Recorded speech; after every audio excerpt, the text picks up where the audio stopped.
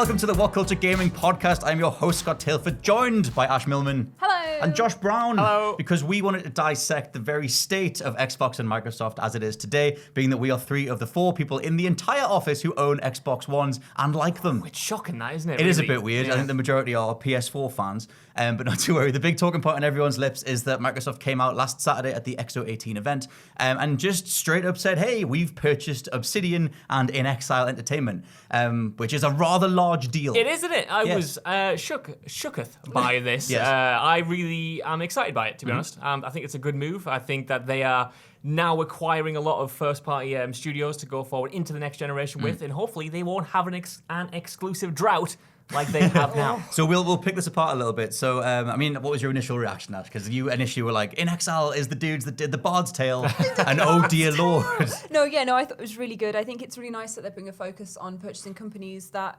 do innovative things with RPGs as well, because I think that that's where they're gonna do well. I think RPGs are just great, even though technically every game is an RPG. Which like Let's not start that conversation again. But I think that's a really great move for them. Oh my god, I'm jumbling my words. It is fine. No, I think that's a really great move for them. I think Obsidian with Fallout New Vegas and all the fun stuff they do with that. I'm going to reel off some Obsidian things. Pillars, Pillars of Eternity is another one. They did Fallout New Vegas. They have Knights of the Old Republic 2, which is one of the most underrated, overlooked Star Wars RPGs ever.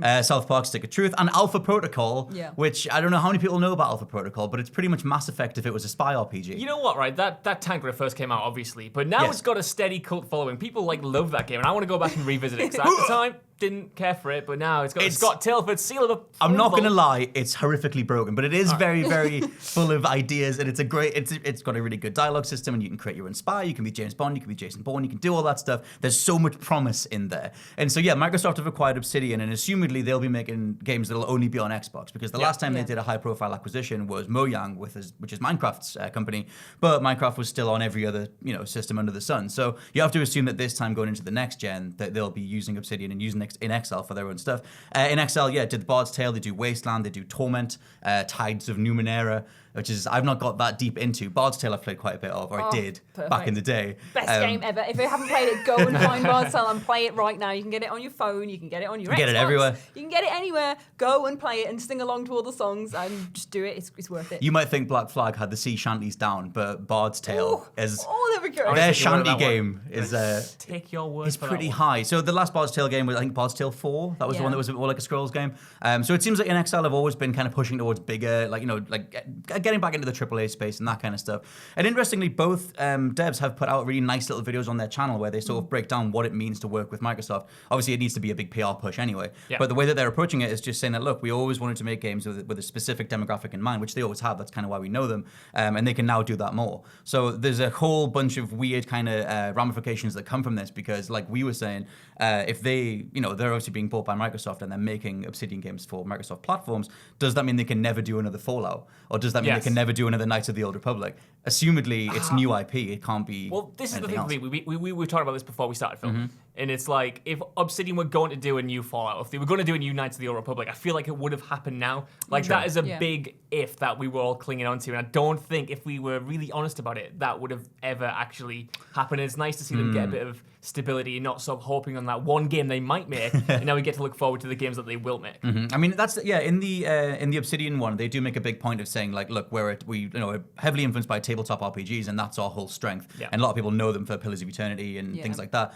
And so, you'd assume that they're going to make a new IP going forward with that. But Fallout is in that video when they're talking about the things that they're known for, and that's part of the Microsoft announcement. So they're still kind of teasing it. I mean, the only rumor that facilitated Obsidian doing more Fallout was the tandem thing. It was like Fallout 3's Bethesda, New Vegas is Obsidian, and we had Fallout 4. And then maybe going forward it was going to be Obsidian again. What?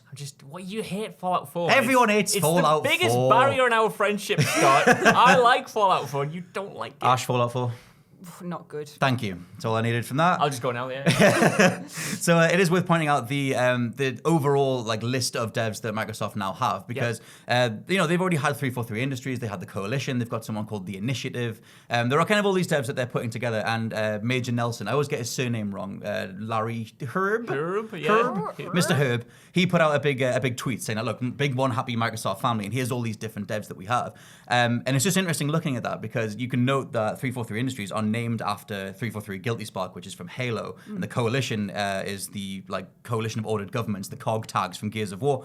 So if they're naming some of their home studios after certain franchises, does that then limit them going forward as to what they can make? Are we just going to always get more Halo, more Gears, and that kind of stuff? Yeah. Well, I think this is why they've started buying up these already established companies, so they can make sort of like new IPs and use those studios to create new exclusives going forward, whereas you have those specifically made studios like the Coalition or 343, like you said, to carry on those legacy franchises and hopefully breathe new life into them. Because I think they more or less accomplished that. Like, I really enjoyed Gears 4. Halo is in a weird place, but it's a sort of exciting place. They need a sort of like revolution going forward, and I think we will see it.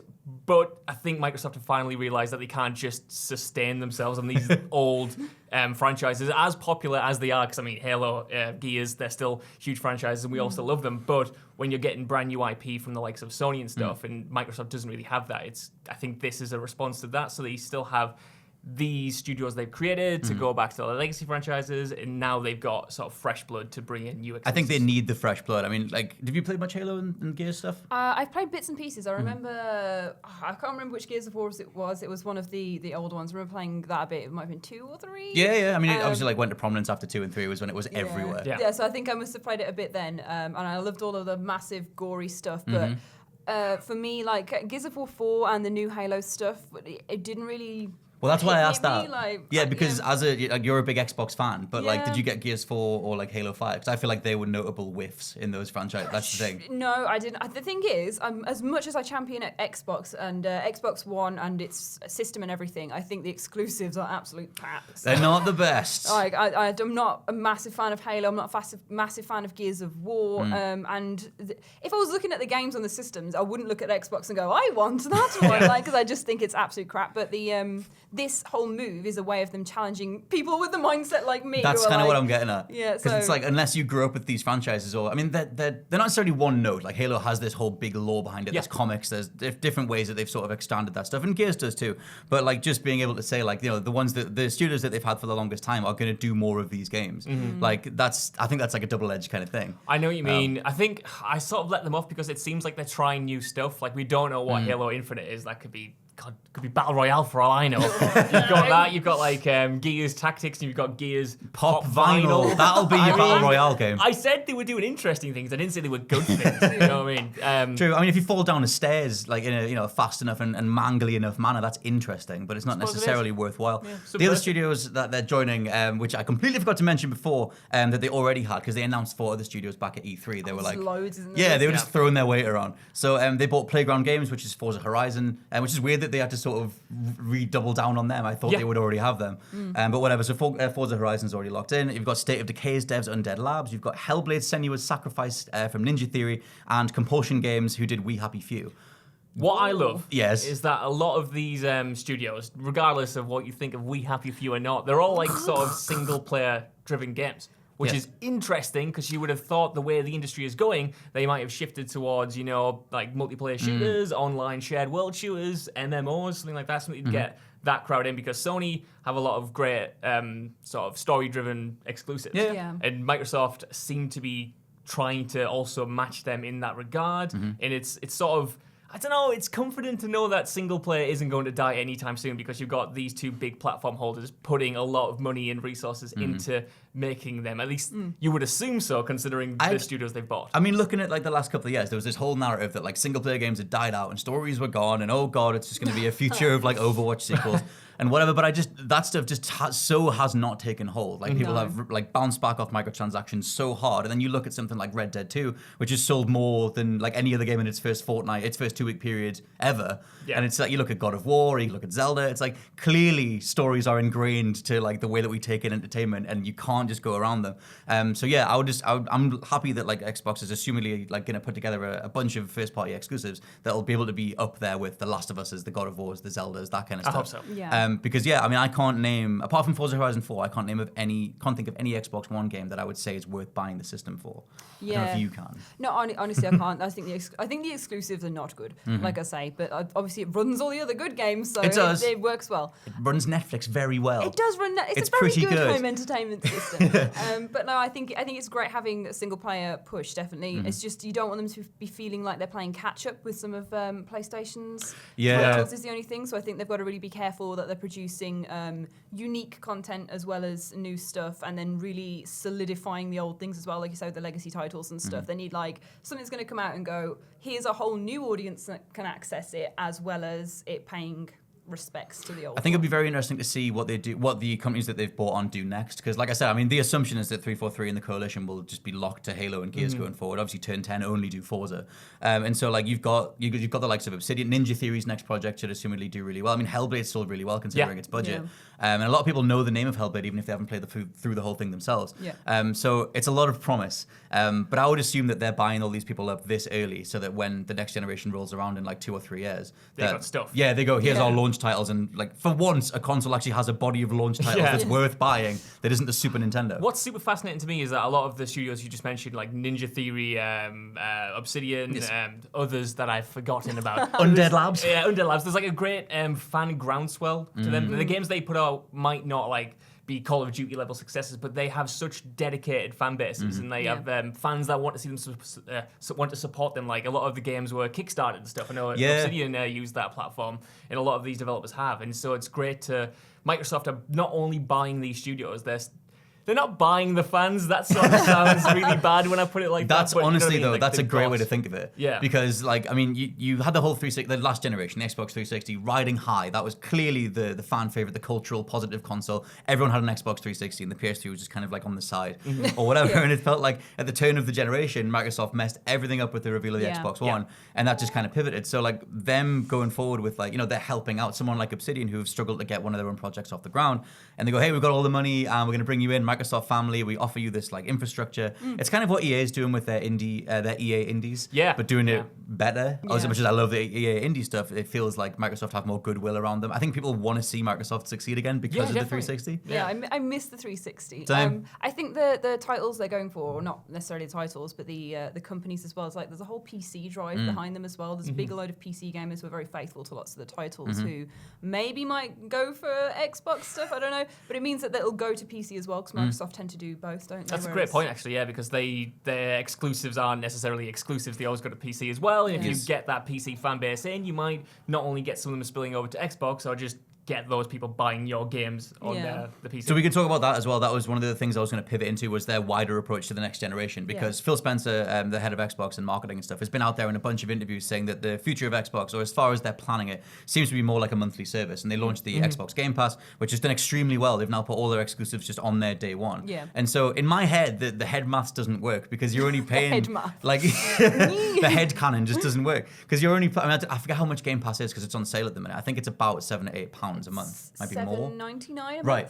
Either way, it's less than £10. Yeah. So it's not like a massive premium thing. But they're putting all these games on it, brand new games that need to sell. But you have to assume that Game Pass is doing so well that so many people are putting £10 down a month that they're making hundreds or thousands upon pounds and dollars to pay back all those devs. Like in my head, it seems like a crazy gamble, but they keep pushing forward with it. So their approach to the next generation, assumedly, is going to be this whole monthly service thing, and everything will just be on there. Well, the thing about Microsoft is that they have more money than sense, right? So they can afford to take a bit of a hit on like trying these things out if it gets people in the long term. Like they're looking at this like we're talking about for like the next generation. If they can solidify this now, and if they lose a bit of money now, it might reap the rewards in a couple of years' time when the Xbox X2 720, when Scarlet. the next Xbox Scarlet Xbox Scarlet comes out. Not a fan of the name. Like that's supposed to all be online streaming as well, so it's all saved in the cloud, which would tie into. Oh, they need to move away from the cloud. that whole thing. The cloud did not work whatsoever. Oh, remember how I'm good the just cloud saying. was in Crackdown 3? No. Yeah, What, exactly. you mean Crackdown New Federation, or what the Yeah. hell it's called? Yeah, I mean, I mentioned the PC stuff because, like, all the exclusives are now on launch on PC as well. Which, again, you would assume at the outset that that's a massive risk because then why would you ever buy Xbox if you're already on PC? But they seem happy to go in the whole, like, Windows platform moving forward and putting everything out regardless of whether you have PC or console. I think all that stuff, to me, it feels like a risk. Like I said, the maths doesn't feel like it adds up. Yeah. But it's really good for the consumer. Obviously, you get a massive amount of stuff per month and you can just download whatever you want. But going forward, like, they've already done backwards compatibility work. So I have to assume that the next generation is going to be the Xbox as a legacy machine. It'll be original Xbox games, 360 games, and the Xbox One stuff. And you just pay like one monthly fee for like that loads. would I'm here for be that. brilliant. That would be so good. I know like PS5 is looking at doing backwards compatibility now. It seems the 4 didn't really. That is a good rumor to bring in. We've looked at that before we hopped in. So yeah, apparently Sony's looking at doing backwards compatibility as well because they'll need to. I mean, the thing that one of the biggest examples of Sony just going like, right, we got it wrong. What's the competition doing? Let's do that. Was they launched PlayStation Now as a streaming service per month using the Gaikai tech, and it just didn't work. It was laggy, and everyone complained about it. Microsoft, when they launched the Game Pass, just said, look, just download the game and just forgo the lag. And so eventually Sony went, you know what? Yeah, do that. And so that's what PlayStation Now is now. Yeah. And so again, I have to assume that the next generation, they're going to go back into their legacy stuff and give you like a 1 month thing. That was the fascinating news story I saw just before we came in, is that PlayStation Now was apparently doing better than the Games Pass and any of the other competition live services, which is wild because I didn't even, like, PlayStation Now, at least initially, was a really bad service. It was, the idea was great, but like you said, you couldn't even play a Sly Cooper on it without it lagging. No. But now you can, like, download games, and they've taken a leap out of Xbox's book, and it seems to be working for them, and we're going to see more of that in whatever console they have next, and I'm sure Microsoft are going to double down it. The bottom line is that sort of service seems to be working, even if the Game Pass isn't doing as well as PlayStation Now. It is still doing well, and I think that only confirms that we will absolutely see those kinds of services going forward. Is that, just to hop in, would you say that it's probably because more people own PlayStations that the PlayStation Now is doing better? Because, like, even as the avid Xbox lover I am, I PlayStation recently. You and traitor. And I maybe wouldn't get PlayStation Now on it, but I haven't got PlayStation Now. I don't know anyone who does. Because I like Game Pass, but most people have PlayStation, or people that I know that have Xboxes have traded them for PlayStations. Yeah. Like, there's a big push towards those. So I guess you'd put everything on there and try out PlayStation Now, however good it is. Like, so that would be my argument for it. But Game Pass is definitely better. Yeah, I mean that's an extremely good point because there are so many more bodies that have PS4s than Xbox. So at some point it is just going to tip that way. And plus, like, I mean, when Sony rectified the whole download issue, they didn't exactly shout about it. They just sort of said like PlayStation Now kind of works now, and they keep promoting it on the PlayStation Store. And it's like the idea of like, here's this monthly service for a bunch of things that you maybe remember from nostalgia or you just want to try out is at its core a great idea. Yeah. So it seems like both machines or both companies are going forward with the same thing. But how much stock do you guys put in that like appeal of the brand, the legacy kind of thing, versus new IP, like new titles or new experimentation or new mechanics? A lot. I think you only have to look at the announcement of backwards compatibility on like the original Xbox One. Like that was a huge win for them, and it's a huge feature for like the Xbox. Like I think mine would have just gathered dust had I not had that backwards compatibility ingrained in it. But that only sort of worked because the competition didn't have it. So I don't know how big of a deal it is if everyone's got it across the board, and then you've also got these streaming services where you can also play old games on it. You know what I mean? I don't know how those two things coexist. I don't know how you have backwards compatibility and then also a service that lets you play old games. I assume it's everything in one. Like I'd pay more than 10. Like I would pay like a set amount for just like, they would rotate things out like Netflix and Prime do, and just kind of have, like here's a bunch, here's old Xbox classic Brute Force, and you can go play that for the 5 people who remember Brute Force. It was really good. But you can do that kind of thing, and then they can be like, next week it's, I don't know, whatever the new Crackdown 5 or whatever. They could do that kind of stuff. I think it's necessary to respect the legacy of the brands that got you there. Yeah. And Nintendo have always done that with a mix of respect and just pay us for another emulated version of Mario Brothers 3. Yeah. But at the same time, like, the legacy of PlayStation, there are so many old PlayStation games that would be worth bringing back. I think you just sort of look at something like the PlayStation Classic or the NES Mini and stuff like that. There's a real hunger for these old games because game sort of preservation is so bad. If you buy things digitally, there's a chance you will never be able to, like, it'll just go off the store. Make you pay for it again, baby. Pay for it again, remasters. It's so hard to get like old PS2 games, like maybe PS1 games, you go into town and you look in like the second-hand shops. It's like Spyro the Dragon's like 25 quid. It's like it's because kind of justify that. Yeah, but that's because there's a £40 remaster coming out. I mean, that's the thing. You look at the PlayStation Classic, and it doesn't have any of the hardly any of the PlayStation Classic games on it. There's no Tomb Raider, Crash, Spyro, or whatever, because there's remasters coming out, and they want you to pay for them instead. Yeah. So as much as like it's for the consumer to respect the legacy, they can monetize the legacy instead. I think that's the difference between Microsoft and Sony though with this sort of thing as well, is that Sony, they don't like to play cross-platform. They don't like to give you your stuff backwards compatibility. They don't like to think about what the consumer actually wants. They like to think how they can make money off their consumers in like a massive way, whereas I feel that Microsoft are more about making everything accessible to everyone. And doing it at an affordable price and bringing people in, and like they're trying to appeal to new fan bases and broaden their horizon and bring gaming back to gamers in that sort of way is how I feel about it. I think they're doing all the right things. And I like Sony, and I think Sony do good stuff, but I think they're definitely more driven by what they can make them more. Well, that's the thing. Like you go back across the generations, and it always flips. Like the PS2 absolutely dominated, and then the PS3 failed, and then that went too big for its boots, and then like the 360 came in, and it's just like 360 was so on top of the world that Don Matrick just went out and just said, we're going to dominate the living room. You're going to want to control your TV with a voice. And we all went, no. And then they just completely fell apart. So the position that they're in now, I agree that they've got like this kind of, it's almost like an underdog for a multi-million-dollar company. Yeah. But they do have that sort of like, go on, just give it a bit of a go. And like, Phil Spencer has done all the right moves, and he has managed to cultivate this sort of like atmosphere or fandom around Microsoft again. Mainly just because the more close the competition, the better it works out for the consumer. Yeah. For the most part, anyway. But I mean, I guess going into the next generation, what's one thing that you want to see? Do you think it should be one amazing new exclusive, one new console feature, or just what do you reckon? More VR, please. No one needs more VR. That's a only. rumor, though, isn't it, that they're going to have PSVR in the PlayStation? Like that's one of the rumors. Just in there, but why? I am not. That's just for Josh. I literally is. Thank you, Sony. I mean, thank you so much. I mean, like I remember when. Yeah, that's the thing. One of the rumors for the PS5 is PSVR, but I am not seeing the stats for PSVR at all. Literally, you're the only person I know who has a PSVR right? It's because headset. it's in an experimental phase. It's still like what 2 million or something. It's doing all right. We're finally seeing more like great. We're finally seeing really good games come out for it. Firewatch was great. Astro Boy is the Firewatch boy is on regular systems though. Not Firewatch. The other one? The other one. The one with the shooting in it? It's so good, I can't remember. Is it that first-person shooter one, is it? It is. Yeah, yes. that one. What is the name Is it of not Fireteam Bravo? Fireteam Bravo. There not is. Firewatch. Like both of you struggled through that. Let's do a bit of back and forth. Because his whole thing is making this case for VR, which is not even there. It's brilliant, mate. I mean, everyone can let us know in the comments or, wherever they find us on social media, just how much of a ravenous VR fan base there is. But I ain't seeing it. Either way, though. Well, go on. As much as wait, hold on, we're talking about VR still? No, please, for the love of God, move on. As much as I crap on it, I do think that there's a future in it. It just needs refining. Yeah. Is what I want to say.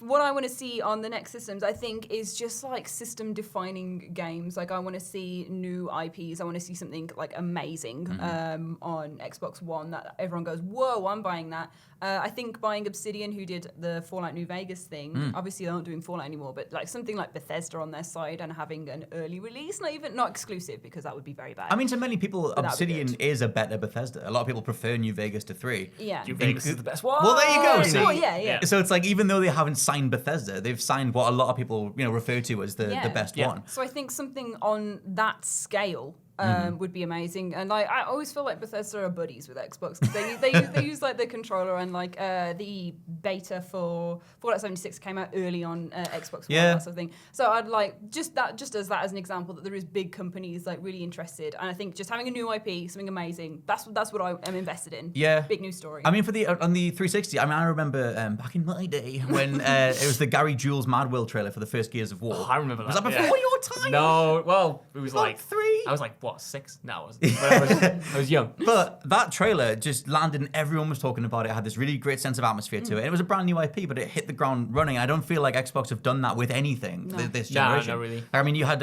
Sunset Overdrive. Yeah, Sunset Overdrive, which is all wacky and zany, but the debut trailer for that had this horrible forced, like, hey kids kind of tone. And it just didn't work. And it was like, they just need to take a step back and go, what are our strengths? Because people do want to like Xbox. And enough people now treat the Xbox with nostalgia, even though it only came out after like 2000 or whatever. But there's plenty of people whose childhoods were dominated by the Xbox and the 360.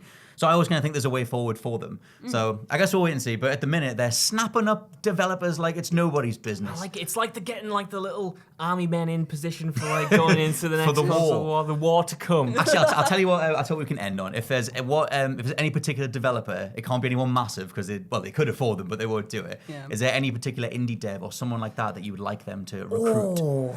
Because I would probably go with someone like Supermassive, which is the dudes. Supergiant. Supermassive is the Sony one. Yeah. Supergiant are the guys that did Bastion and Transistor and Pyre. And one of their biggest strengths is they have complete independence. But to get their games in front of more people, the art direction in those games and the story and just I absolutely adore Supergiant. And I would love them to be part of a bigger like family of stuff. Like I'd rather a Supergiant game got as big as an Ori and the Blind Forest, where people associate it with a certain brand. That'd be awesome. Good sir, what is yours? I don't know. It's a hard question for like, the evening. That's a big drop. Like. Yeah, could they save BioWare? Oh God! If BioWare do end up leaving EA, they're not doing very well. Anthem's not going to do very well. It might do. We'll see. I mean, hopefully it will. I mean, I obviously don't want any ill will to BioWare, especially since Casey Hudson finally came back and like the dude that actually made Mass Effect amazing and then kind of ruined it again. But he's back with BioWare. So if BioWare end up becoming like a free agent again, that would be a hell of a get. Yeah. Because then I don't know what they would do, but potentially something good. That'd be good. Good, Ash. What would you have? I think the Bard's Tale makers Obsidian is so good. Like I'm just happy. I'm so happy that like, cause I just remember playing that game so much and being so enamored with it. I'm so glad that like an actual. I'm so glad that it'll come to console. But like another indie developer would be a CD Projekt Red. Oh. That indie developer. They're tiny. They've got Witcher to offload. But you know, like if they got something like that. Yeah, you want something that's got like a cult fan base or a passionate fan base, regardless. I mean, the Bard's Tale fan base is weirdly active, considering it's the Bard's Tale. Literally, you mention it, people are like, "Oh my god!" I know. Literally, like as soon as I saw it was them, I was like, The amount of people freaking out over the fact that you can pat a dog in Red Dead Redemption 2. You know which game had dog patting in first? What? Bard's Tale, mate. And it has the songs, the best songs You ever. can hang out with your little dog, you can name it, and go on an RPG quest. It's awesome, and hopefully they'll do Bard's Tale 5 on the Xbox Scarlet. You know who I think they might buy? Go on. Ready at Dawn. That'd be a hell of a They've poach. just opened up a new studio I've seen, and it could be a Microsoft one. Ooh, again, going back into I mean, the mind. after The Order, they're kind of flailing, so but they might have something good up the sleeve. Nah. Maybe. I guess we'll have to wait and see. But let us know what you think down in the comments or find us on social media with all your thoughts and ting. This has been the WhatCulture Gaming Podcast. I've been your host, Scott, from that site that I just said. And now Ash is going to say stuff. And I'm Ash. And I'm Josh, I think. Yes, and we'll catch you guys soon. Bye.